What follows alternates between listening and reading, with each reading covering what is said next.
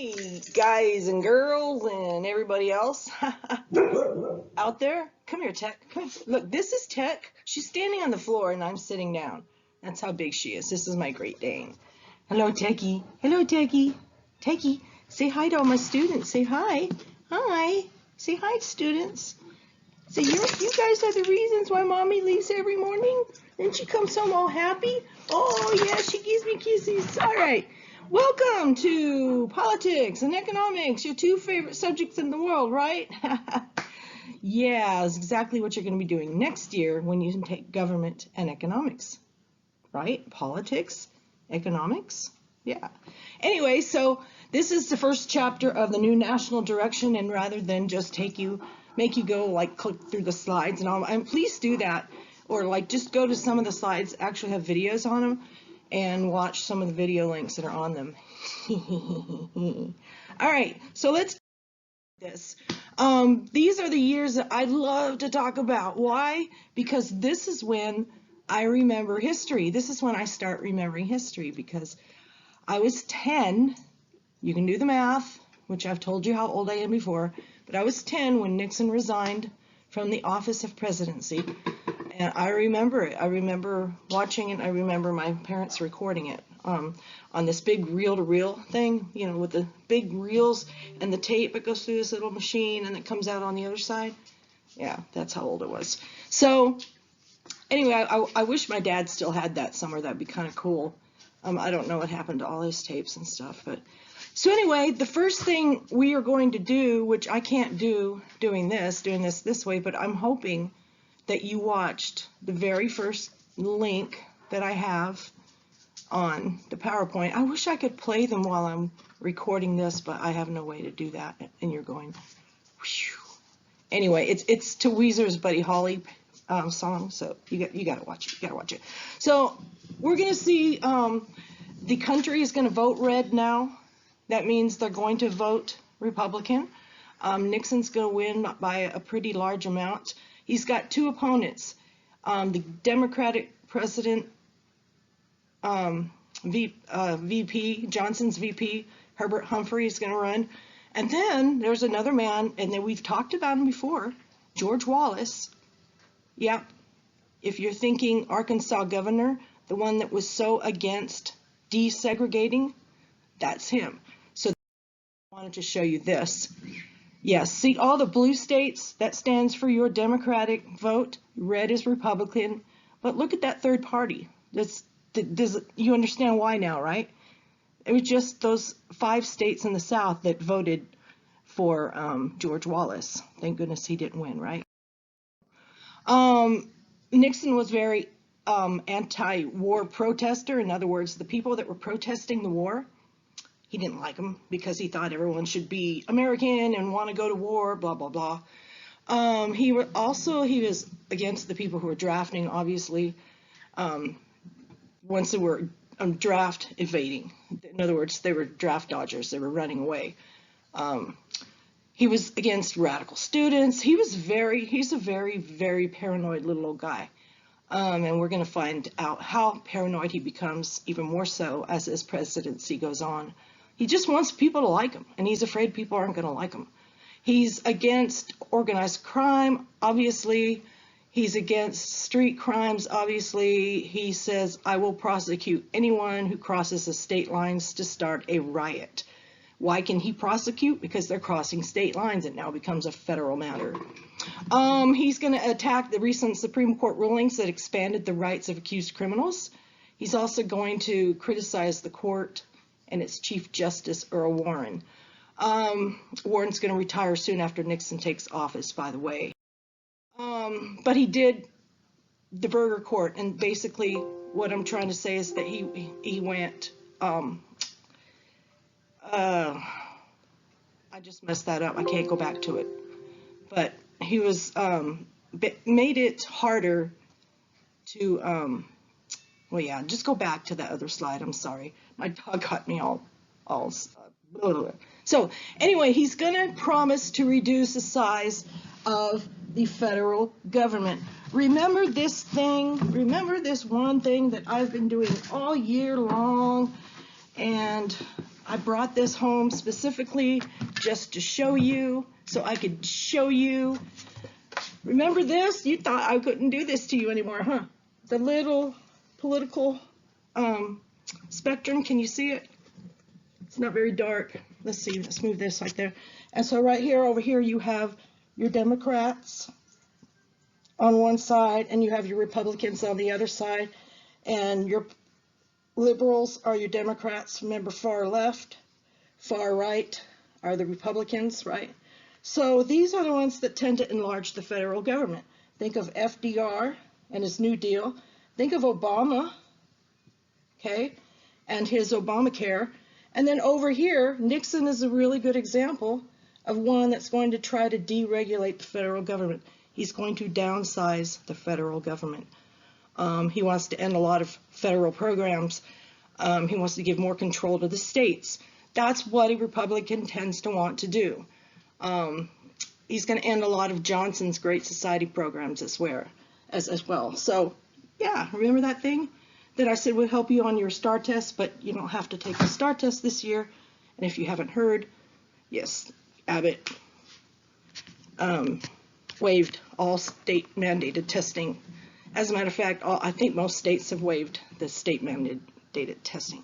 So anyway, his new plan is called the New Federalism. He's also going to pass a series of revenue sharing bills, and those are going to give a lot of federal money to all the states because he wants the states to run things rather than to run things. He's got a plan called Vietnamization, and that's also his Nixon doctrine. Basically, we've talked about that before, and it was in one of those STAR test questions that we go over at the beginning of class. He wants to slowly pull the soldiers out of Vietnam while teaching the Vietnamese, the South Vietnamese, how to fight, you know, arming them up better. So we're not over there. We're going to see what he does. He develops a new approach, and this is called detente, man. Relaxation of tensions, man. That's how I got my kids last year to remember that when they saw it on a test, if they saw the word detente or detente. Detente, man. Peace, man. The 70s, man. Let's you know, like relax our tensions. And he's going to do this between the U.S. and the Soviet Union and the U.S. So he's going to be the first president that visits China as long as China's been under communist rule. The first United States president. The purpose was to encourage the Soviets to pursue diplomacy more accurately. That's kind of important. If we were having unit assessments, I would tell you to highlight that. But we're not, so you don't have to. Watergate. This is probably going to be the only last thing I talk about in today's thing. It just depends on how much time we have. So a lot of people think, oh, Nixon went in there and he stole documents. No, Nixon had nothing to do with it at the onset. There were 5 guys. First of all, let me back up. The Watergate complex, and I wish I had I don't have a picture on this PowerPoint, but the Democratic National Committee was housed inside Watergate, okay? So this is where the Democratic Committee, the ones that are working to get the Democrat to win the next presidential election, that's where they're going to work out of, okay? So there's this Washington Post reporter, and there's actually a movie. I can't remember the name of the movie, but if anybody's listening nearby, you might remember, or your parents might remember. But this reporter named Bob Woodward, he was assigned to cover what seemed like a weird thing happening. 5 men breaking into the DNC headquarters. So another reporter and himself, they're going to follow the story, and then they're going to stumble upon all this other stuff that's going to be like, whoa. You know, that was good for their profession. That's what I'm trying to say, yeah. So anyway, while Nixon knew nothing at first about breaking in, he found out afterwards, and that's when he made his mistake. That's when he tried to cover things up. He tried to downplay it, trying to say he knew nothing about it, that kind of stuff.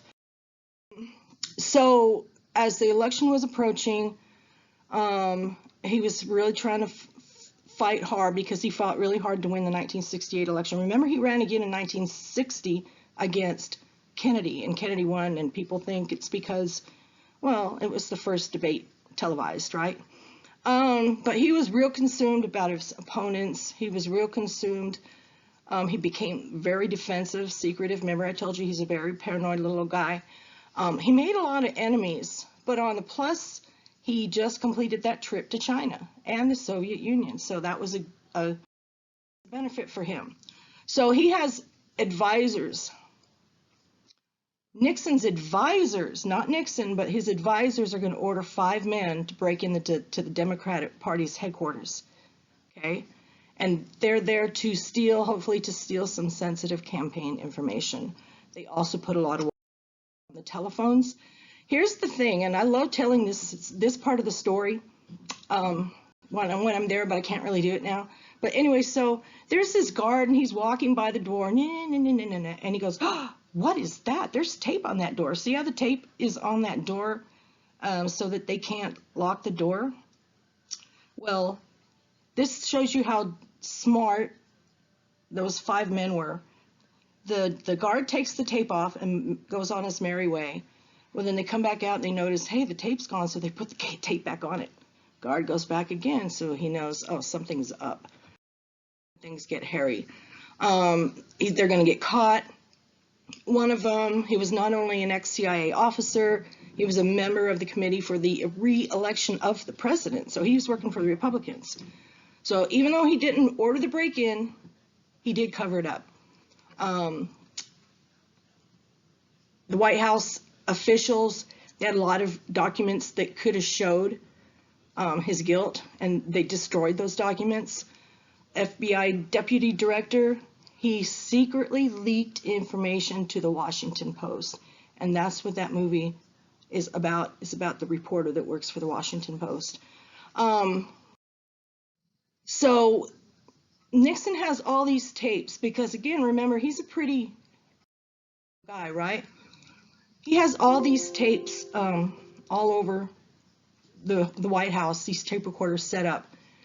And again, those are those reel-to-reel tapes, like I was saying earlier. And in these tapes, obviously, are conversations. Well, in these tapes, if there's conversations, there's obviously conversations about what the men did and how Nixon is helping to cover it up, correct? They want those to be released. He says, no, I'm going to claim executive privilege because I'm the president. I should be able to have some things that are not. That was pretty good, huh? So they do this big investigation with the grand jury. This ex-CIA guy, he's going to testify, and all these confessions start to come out. Nixon still denies the charges. You don't have any evidence. Like I said, he refused to turn over the tapes. Ordered to turn over the tapes. He had no choice. The House was just about to impeach him. And then he decided he didn't want to put his family through that. So if you go, I added this PowerPoint in Schoology just as a PowerPoint. So go back if you want to watch his resignation speech.